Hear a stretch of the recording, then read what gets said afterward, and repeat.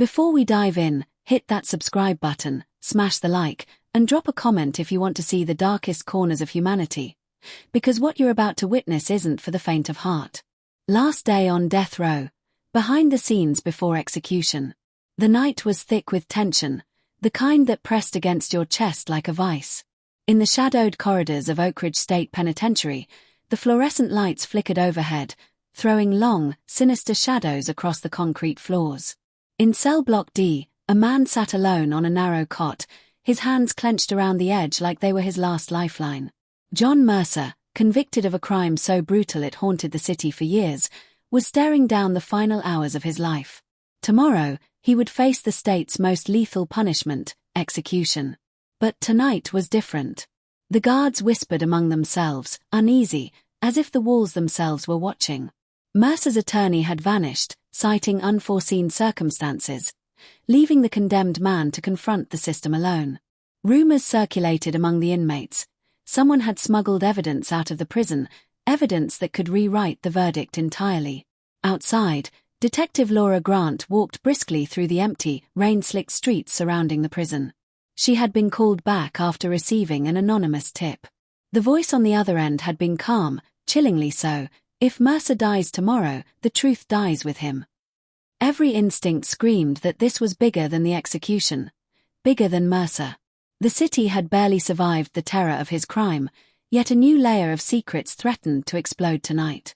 Inside the cell, Mercer's eyes tracked the shadows creeping along the walls, every flicker and whisper amplified in his mind. Memories of the crime, of betrayal by someone he once trusted, clawed at him. The weight of impending death made each sound sharper, each footstep heavier. And then it happened. A sudden commotion in the guard tower. Radios crackled with static. Mercer froze. A small envelope slid beneath his cell door, sealed, anonymous, marked only with a single word, "Look."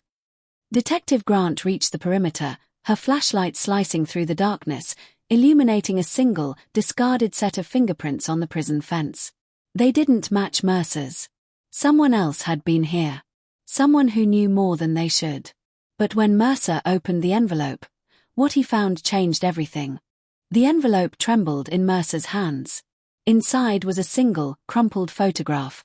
Grainy, black and white, showing the murder scene from his trial, but with one chilling detail he had never noticed before. Someone else's shadow loomed over the victim, a figure that did not belong in any testimony, any witness account, or any police report. Mercer's heart slammed against his ribs. This was no ordinary warning. It was proof that someone had manipulated the case from the start. Someone powerful. Meanwhile, Detective Grant traced the fingerprints she had found outside the prison fence. They led her to a run-down storage facility on the edge of town.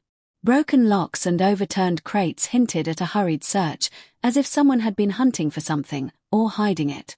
Every step she took, the storm above mirrored the chaos building beneath her skin. The facility's interior reeked of damp wood and rusted metal, but one small, overlooked drawer caught her attention. Inside, a collection of letters, each referencing Mercer by name and detailing secret meetings, threats, and evidence never presented in court. Back inside Oak Ridge, Mercer's cell buzzed with paranoia. The other inmates whispered nervously, sensing a storm brewing beyond their bars. Mercer knew he had enemies both inside and outside the walls. The photograph was only the beginning. It was a thread that, if pulled, could unravel everything. He tore it from the envelope, inspecting the shadow more closely, and his stomach turned. He recognized the posture, the gait. It was someone he had trusted, someone whose betrayal cut deeper than any prison sentence ever could. The clock ticked relentlessly toward midnight, each second heavier than the last. Mercer knew time was running out. He had to act before the prison officials discovered the envelope. But leaving a trail for Detective Grant was a dangerous gamble. If anyone caught wind of the truth tonight, both of them could pay the ultimate price.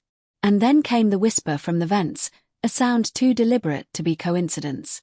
Mercer froze, realizing someone had been listening all along. Every creak in the floorboards, every flicker of light now carried a threat.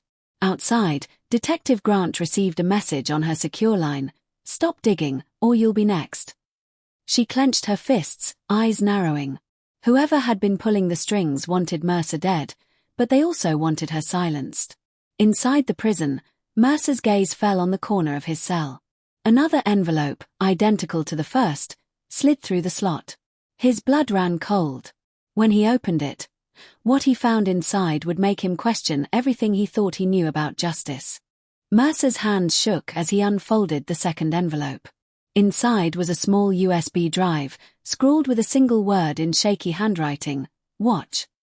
He hesitated, knowing that one wrong move could seal his fate. The prison walls, normally a fortress of control, suddenly felt like a cage closing in.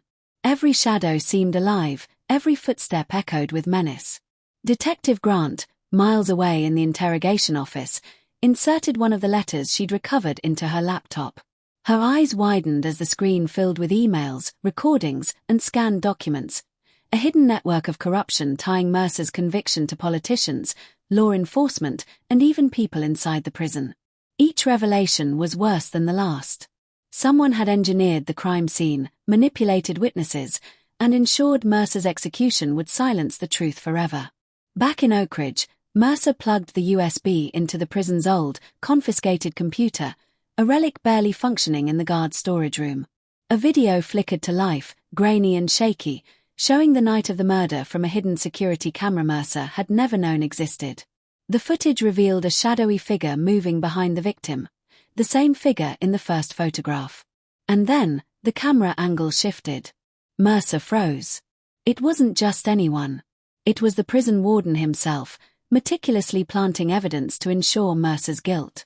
Betrayal had a face, and Mercer had been staring at it in plain sight all these years. The realization hit like a hammer. Everything had been orchestrated. Every threat, every warning, every betrayal had been calculated to push him to this point, the final 24 hours before death. And now, someone had escalated, trying to ensure no one else could uncover the truth. Detective Grant's phone rang, the number blocked. She answered, voice tense.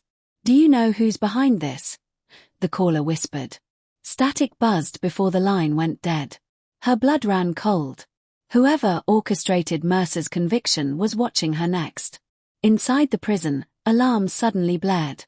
The guards were in a frenzy. Mercer's cell door clicked, not open, but unlocked. Someone wanted him moving. He glanced at the USB one last time, swallowed hard, and stepped into the corridor, heart pounding, senses on high alert. Every shadow could be his last. And in the darkness, someone, or something, was waiting. When Mercer reached the end of the hall, the wall panel slid open, revealing a hidden passage. What he saw inside would reveal a conspiracy so deep it threatened to destroy everyone involved. Mercer stepped into the hidden passage, heart hammering, the USB clenched in his fist like a lifeline. The corridor smelled of damp concrete and rust, a secret artery beneath the prison that no inmate had ever seen. Each step echoed, each breath rattling in his chest. The walls were lined with surveillance monitors, some flickering, some dead, a hidden control room beneath the very cells he'd spent years trapped in.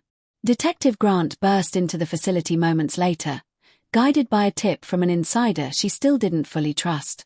The storage facility's emails had led her here, a maze of tunnels, secrets, and betrayals.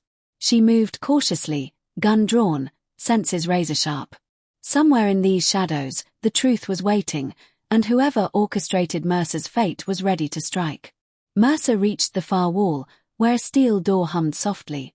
With trembling hands, he inserted the USB into a hidden terminal.